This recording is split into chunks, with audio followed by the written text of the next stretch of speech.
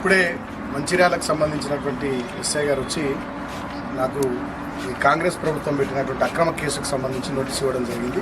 కేసులు మాకు కొత్త కాదు. తెలంగాణ ఉద్యమంలో ఆనాడు సమైక్య రాష్ట్రంలో కాంగ్రెస్ ప్రభుత్వం పరిపాలన చేసినప్పుడు 200కు పైగా కేసులు ఎదుర్కొని ఎన్నోసార్లు లాఠీ దెబ్బలు తిని ఎన్నో సందర్భాల్లో చెంచల్గూడ చిల్లరపల్లి జైలు జీవితాన్ని నిర్బంధాన్ని అనుభవించినటువంటి ఉద్యమ బిడ్డను నేను.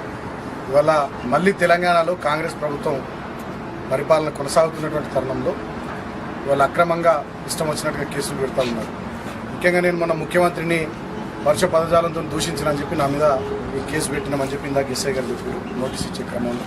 నేను ఒకటే మాట్లాడుతూ ఉన్నా, మరి ఈ ముఖ్యమంత్రి ఆయన స్థాయిని మర్చి కేసీఆర్ గారిని ఉద్యమ నాయకుడిని రాష్ట్రాన్ని 10 సంవత్సరాలు పరిపాలించిన మాజీ ముఖ్యమంత్రి గారిని పట్టుకొని ఇష్టం వచ్చినట్టుగా విమర్శించినటువంటి తీరును మొత్తం సభ్య సమాజం తెలంగాణ సమాజం అంతా కూడా చూసింది.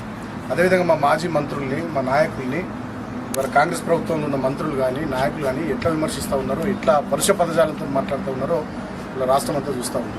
సోషల్ మీడియా వేదికగా ఇట్లా ఇష్టం వచ్చినట్టుగా అవాకులు చవాకులు పెళ్తూ ఉన్నారో దుర్భాషలు ఆడుతూ ఉన్నారు. ఇవాళ రాష్ట్రం అంతా కూడా చూస్తూ ఉంది.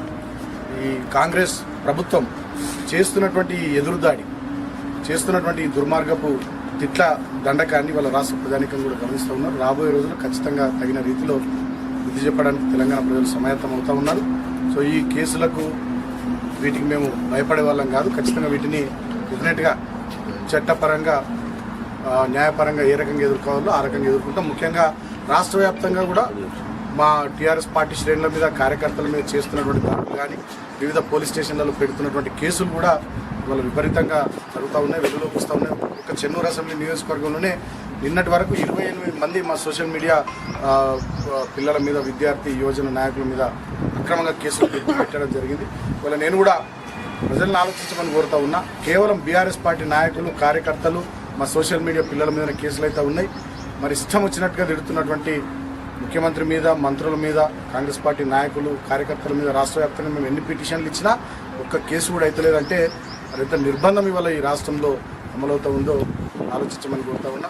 నేను ఒకటే మాట చెప్తా ఉన్నా, ఇవాళ రాష్ట్ర ముఖ్యమంత్రి ఉన్నటువంటి వ్యక్తే స్వయంగా నోటు కేసులు అడ్డంగా నోట్ల కట్టలతో పెట్టినటువంటి దొంగ, ఆయననే ఒక క్రిమినల్, ఆయననే ఇవాళ కేసులు ఎదుర్కొంటున్నటువంటి వ్యక్తి. నిన్న సుప్రీంకోర్టు నోటీసులు కూడా ఇచ్చింది ఓటుకు నోటు కేసులో. కాబట్టి అటువంటి వ్యక్తి నుండి ఇటువంటివి తప్ప ఇంకేవి రాష్ట్రానికి మంచి జరిగేటటువంటి పనులు కూడా పెద్దగా ఆశించే పరిస్థితి లేదు. సో ఎన్ని నిర్బంధాలు ప్రయోగించినా ఎన్ని కేసులు పెట్టినా వేటికి భయపడేది లేదు. ఎందుకంటే ఇవాళ మేము బతికే ఉన్నాం, మా నాయకులు కూడా బతికే ఉన్నారు. మా కళ్ళ ముందర తెలంగాణ తెచ్చినటువంటి నాయకుడిని పట్టుకొని తెలంగాణ కోసం అహర్నిశలు తప్పించిన నాయకుడిని పట్టుకొని తెలంగాణ నువ్వు గొప్పగా అభివృద్ధి చేసిన నాయకుడిని పట్టుకొని ఇష్టం వచ్చినట్టుగా మాట్లాడితే డెఫినెట్గా చూస్తూ ఊరుకోవడానికి మేము తెలంగాణ ప్రజలు ఎవరు కూడా సిద్ధంగా లేరు.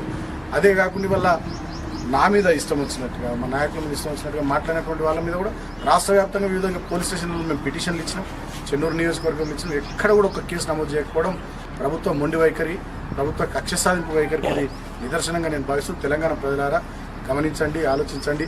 ఇందిరమ్మ రాజ్యంలో ఎలాంటి నిర్బంధం ఈ ప్రజాపాలన పేరు మీద ఎటువంటి నయవంచపు పాలన నడుస్తూ ఉందో ఆలోచించమని తెలంగాణ ప్రజలను కోరుకుంటున్నాను. Thank you. జై తెలంగాణ.